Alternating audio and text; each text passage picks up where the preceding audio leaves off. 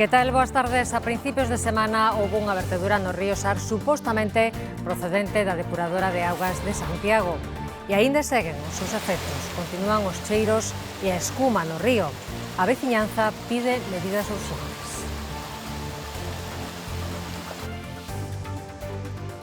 Fatal. Vivo aí. Chego polas ventanas, abres as ventanas e urbanizacións que hai aí tela que cortar. Porque non boten esa basura por aí abaixo. Que o arreglen cuanto antes. Casaron en 1975, isto é, hai 50 anos, e hoxe celebran esa data. 7 matrimonios renovaron hoxe en Vigo os seus votos cando cumpren as súas bodas de ouro. Hoxe preguntámosles o seu segredo para tan longo amor. Conocémonos na festa do Bau, na festa del Carme, que había no Bau, conocémonos.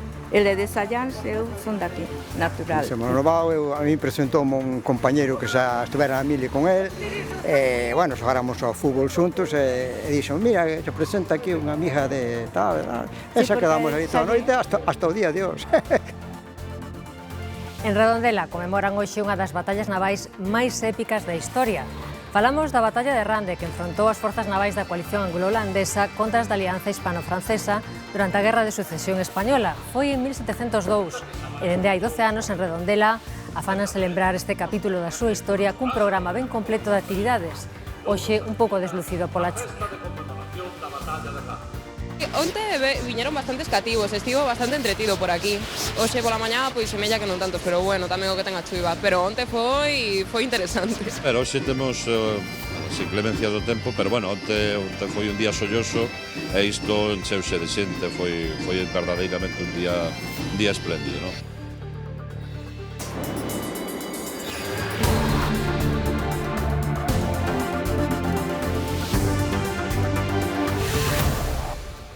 Un motorista faleceu este sábado despois de bater frontalmente cun turismo na Nacional 6 á altura de San Martiño de Guillar, no límite entre os concellos de Lugo e de Outeiro de Rei. O sinistro produciuse o Serán fronte a un restaurante da zona. O impacto foi tan violento que o condutor da moto saiu despedido varios metros polo aire. Trasladárono ao Hospital Lucus Augusti, aínda con vida, pero non conseguiron reanimalo porque as feridas que presentaba eran moi graves. O condutor do turismo resultou ferido leve.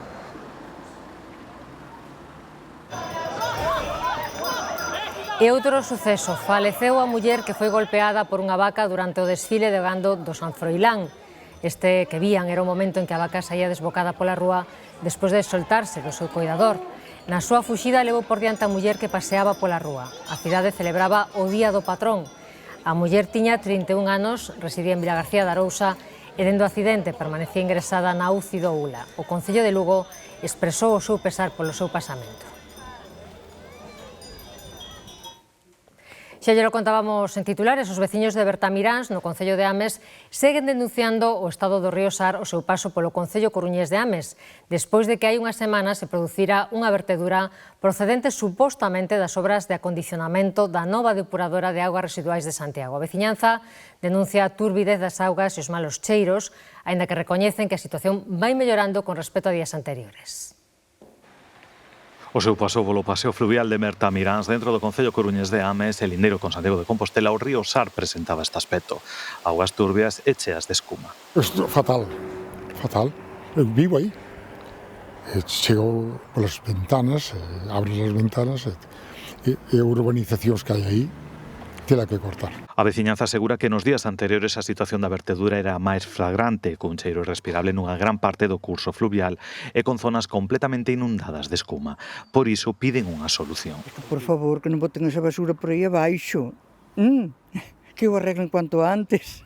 Mirar quen é o responsable, posibles responsables, tomar medidas sobre todo que non volva a pasar, claro.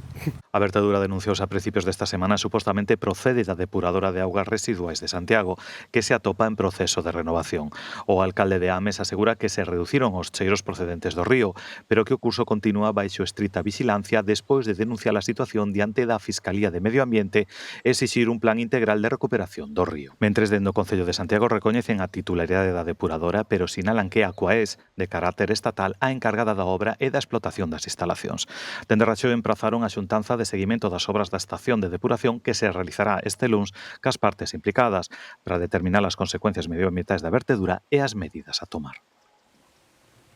En 35 granxas están implantados os sensores electrónicos para recrías que estudan o comportamento animal e permiten anticiparse as enfermidades. Na explotación Busto Corzón de Mazarico xa levan 2 meses aplicando estas novas tecnoloxías en tenreiros. A transformación digital da man da intelixencia artificial estáse impoñendo en todos os campos da vida e o agro non é alleo a esa realidade. Esta explotación de mazaricos de vacas de leite foi das primeiras en implantar estes sensores electrónicos para a recría. Pois indícanos se a becerra a partir dun porcentaje que ten, pois se baixa de aí para baixo, podemos controlarlle temperatura e tal para que estén máis sanas, collelos o máis pronto posible. É un problema nas granxas moitas veces é que a rotación do personal que traballa nesta fase suele ser bastante grande. Entonces este sistema, digamos que anula un poquinho o factor humano e dá moita facilidade para localizar animales que podan ter algún problemilla con moita premura. Aí é onde entra a intelixencia artificial.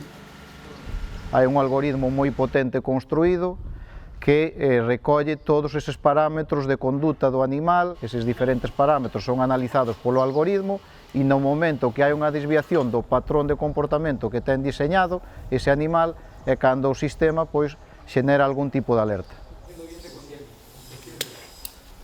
É dicir, mediante estes crotais azuis de monitoreo analízase o comportamento animal, pero o sistema en sí non detecta as enfermidades.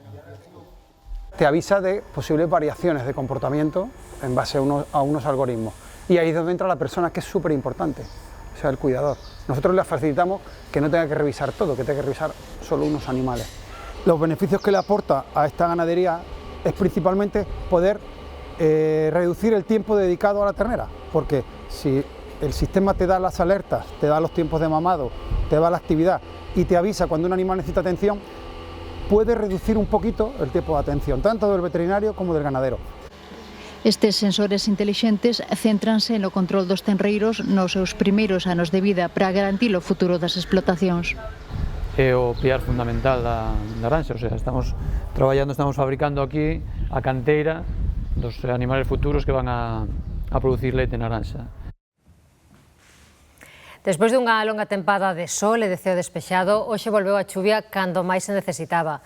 En algúns puntos fixo con forza Demetrio Morenza. Sí, especialmente na provincia de Pontevedra, aquí en Muxía, onde nos atopamos nós, na provincia da Coruña, mantense activo aínda ese aviso amarelo por chuvias ata as 3 da tarde, así que en apenas unha hora quedará desactivado ese aviso, un aviso que se mantén aínda ata a media tarde na provincia de Pontevedra. O vento si soprou con forza, especialmente na zona máis norte de Galicia, pola zona da Mariña, onde os rexistros superaron incluso de refachos superiores aos 100 km por hora en varios puntos. Agora mesmo, como decíamos, aquí en Muxía, non chove, non o fai desde as 11 da mañá, cae esa poalla, ese vento que aínda continúa a soprar, aunque sí, con moita menos forza que o fixo a primeiras horas da mañá. O aviso amarelo mantense ata a media tarde, como decíamos, por chuvias, especialmente na zona do interior da provincia de Pontevedra. Despois de semanas sen chover, esta é unha xornada de chuvia en toda Galicia, nalgúns lugares copiosa. No estamos acostumbrados, que en Alicante caen 4 gotas y ya para. Me gusta la lluvia, lo que pasa que no estamos ni acostumbrados, ni habituados, ni donde la zona de Levante y tal está aclimatada a grandes lluvias, por eso cuando hay lluvias torrenciales pues sucede lo que sucede, por desgracia. Ata as 3 da tarde está activo o aviso amarelo no oeste e no sur da provincia da Coruña pola probabilidade de que se acumulen 40 litros por metro cadrado en 12 horas, 15 litros nunha hora. O mesmo aviso amarelo está activo no interior da provincia de Pontevedra ata as 4 da tarde. A estas horas xa se desactivou o aviso amarelo por mar de vento no litoral da Coruña e na Mariña de Lugo. Esto es maravilloso, a mí me encanta, vamos muy a gusto. Bien, la verdad, lo único que claro, vamos con los pelos, todo empapado, pero bueno, bien. A mí me gusta mucho la lluvia, me encantan las vistas, me encanta el mar, así que yo estoy feliz aquí. O paso desta primeira fronte deixou unha baixada apreciable das temperaturas máximas.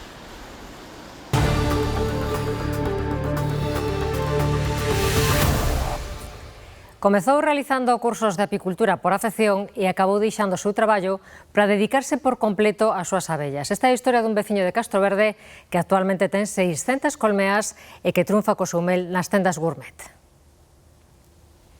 Víctor Millares foi comercial de hostalería toda a vida ata que descubriu a súa verdadeira vocación, as abellas.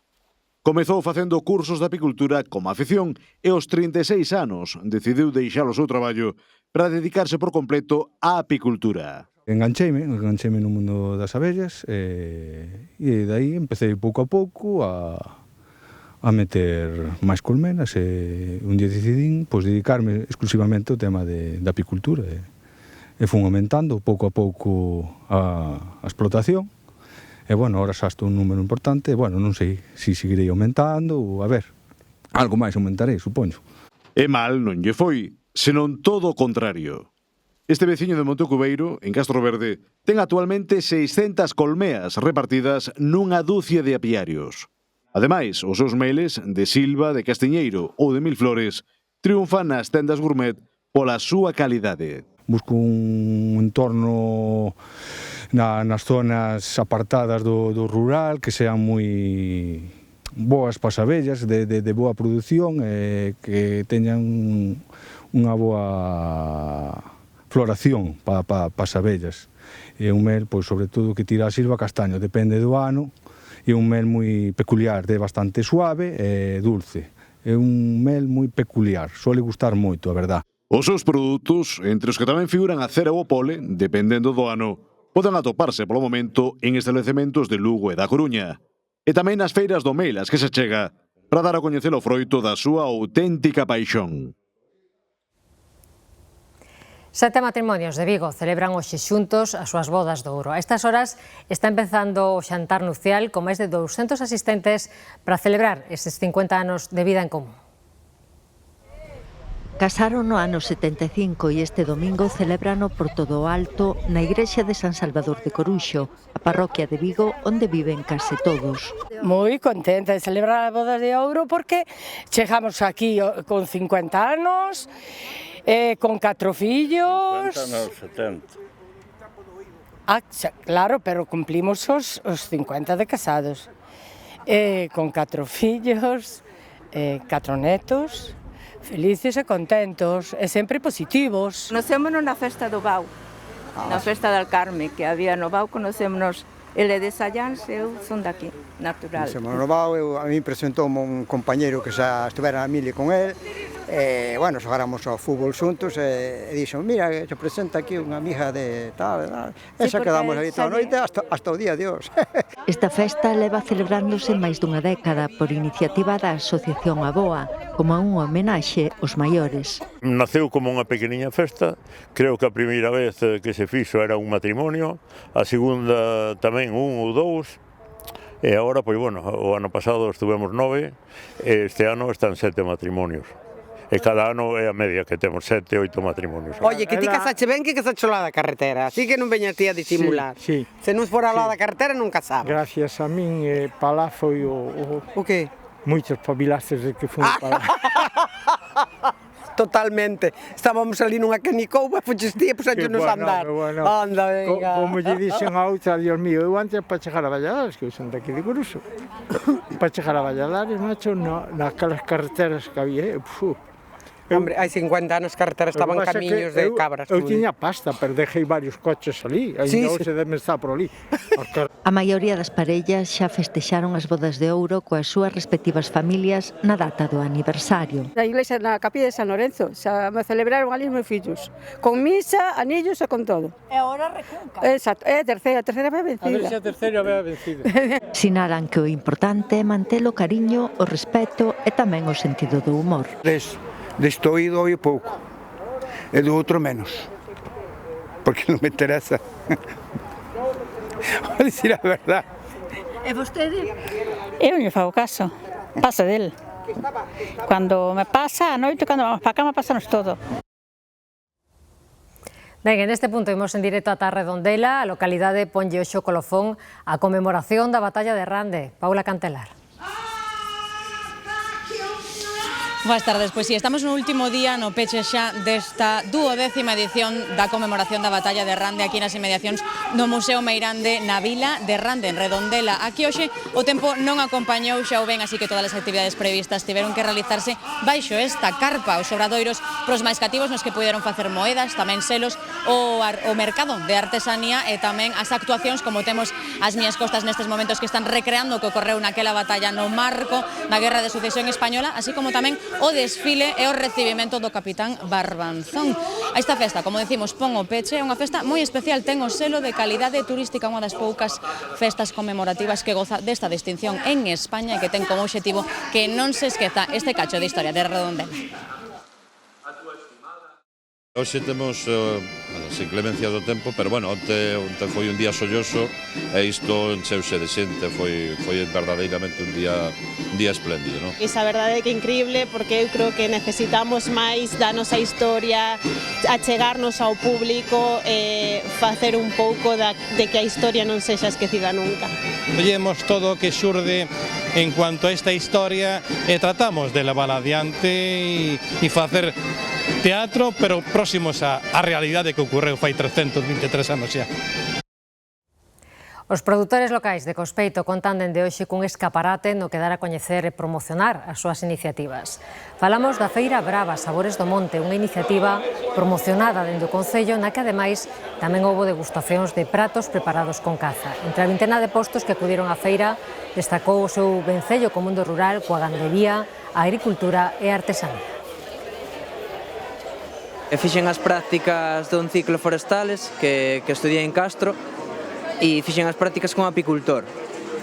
E de aí, pois, xa tiña eu 2-3 colmenas, e iniciei con as 20 e agora temos unhas 300. Levamos uns 3 anos con elas. É unhas terras que tiñamos baleiras, e entonces, pois, para dinamizar un pouco o rural, pois, surgeunos a idea dos arándanos, vimos que tiña futuro, que tiña potencial, e foi así a maneira de montalo. Nos gustan los bichos y nos dedicamos a criar perdiz.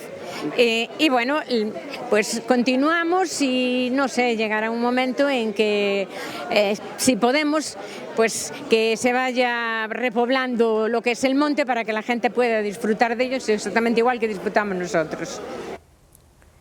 Unha ruta polos Ancares permite coñecer a orixe das montañas da zona. Unha vintena de persoas veñen de facer un percorrido por boa parte delas. A súa formación data da época dos glaciares. É outra forma de coñecer Cervantes, facelo desde o punto de vista xeolóxico. O concello lucense, situado no límite co León, permite contemplar desde os 1.600 metros de altitude que ten no porto de Ancares a orixe deste terreo. Todas estas alturas xa as conocía desde nena, solo que desde que empezamos a facer estas rutas con Fran, desde un punto de vista xeolóxico, sí que aprendín a miralas con outros ollos. A xeoloxía é outra forma de ver o paisaxe e de profundizar e de saber cousas e tal. O percorrido está dirixido polo xeólogo Fran Canosa. Nel toman parte máis dunha vintena de persoas. A iniciativa, impulsada por varias entidades, pon en valor a importancia desta zona de montaña. O que estamos vendo son montañas creadas dúas veces. Unhas hai 350 millóns de anos e as que estamos vendo resultado de que se formaron os Alpes, que aínda que os teñamos moi lonxe de nós, tiveron a consecuencia na Península Ibérica creando as montañas que estamos vendo. Tamén vemos pedreiras, erosión e pola conxelación da auga nas rochas que deu lugar a esas formas. As primeiras veces que nos explicou o dos vales glaciares e todo isto, pues todo te sorprende. Empezas a facer preguntas, por que así, por que de outra maneira, como foi, como non foi.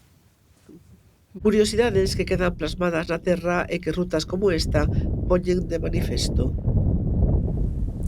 Antes de leválo ao muiño, o millo hai que apañalo e esfollalo, un labor agrícola que tratan de recuperar nunha parroquia de Salvaterra. Na festa da esfollada participan maiores e cativos, lembrando un traballo tradicional que esmorece co abandono do campo. Mariluz e Josefa son das poucas mulleres de Corzáns que aínda acoden a leira para facer a colleita. O millo segue a ser o principal alimento do seu gando e tamén fan con el unha boa bola de pan de broa. Para darlle de mimo aos bois e iso que temos dous. Entón, as galiñas, pitos, comen todos. E ás veces tamén cozo. Non é moito, pero fago. Dende cativas manexan a Fouce, unha ferramenta que volven poñer en funcionamento cando chega a festa da esfollada. De pequenas xa nos tocou isto, entonces agora xa non nos esquezo da Fouce. E todos os anos tamén ensayamos aquí facendo, a pesar de que eu tamén fago como Josefa, tamén boto un campiño. No outono, coas mazarocas xa cumpridas, toca apañar o millo sementado na primavera. Se festa fixeron en maio coa sementeira, non é menor motivo para celebrar a colleita, en que participan varios veciños adubados co traxe labrego. O moderno tractor substitúe o carro tirado por animais a hora de carrexar o millo para a eira. Na esfollada non hai límite de idades. Pola Romillo. Que xogábamos aos capotes, entonces estes pintos contábamos.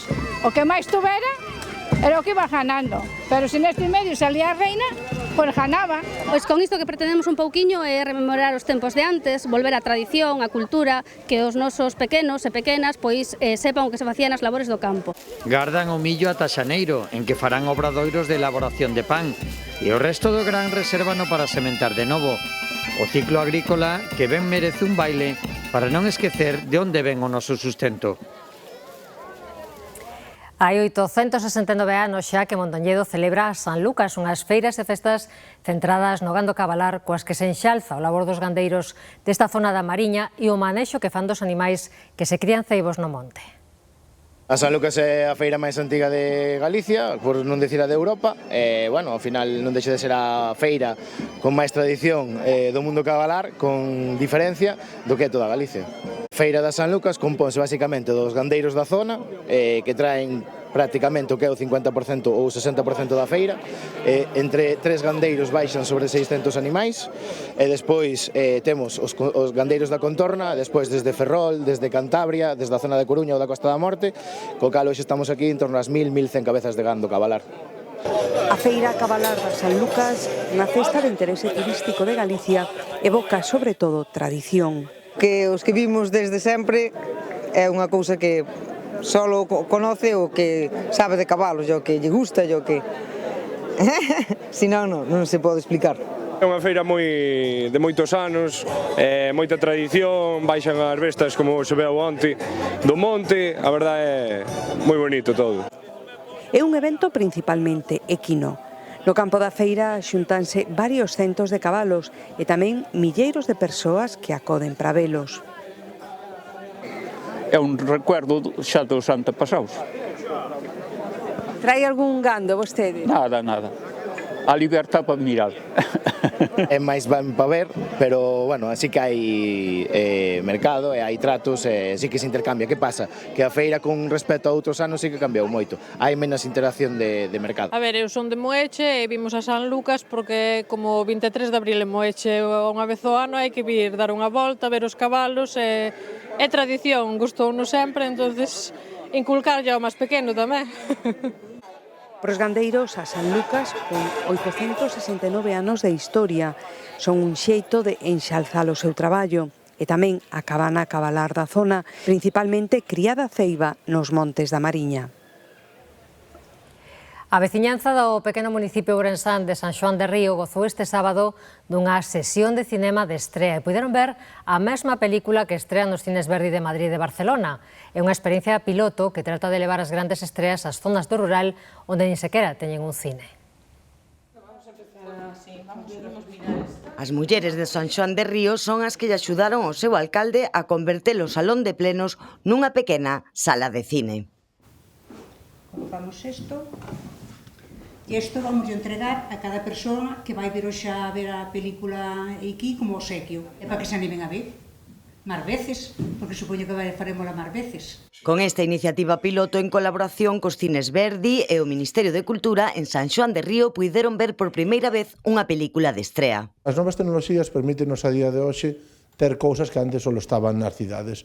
E a través do streaming e do formato este DCS, que Digital Cinema Streaming, pois pódese poñer cine simplemente tendo unha boa conexión a internet e darlle a súa xente o acceso á cultura que é máis que necesario. O que nos diferencia hoxe é que esta película que vamos a ver só se pode ver nos cines Verdi, en Madrid, en Barcelona e en San Xoán de Río, porque é cinema de estreno.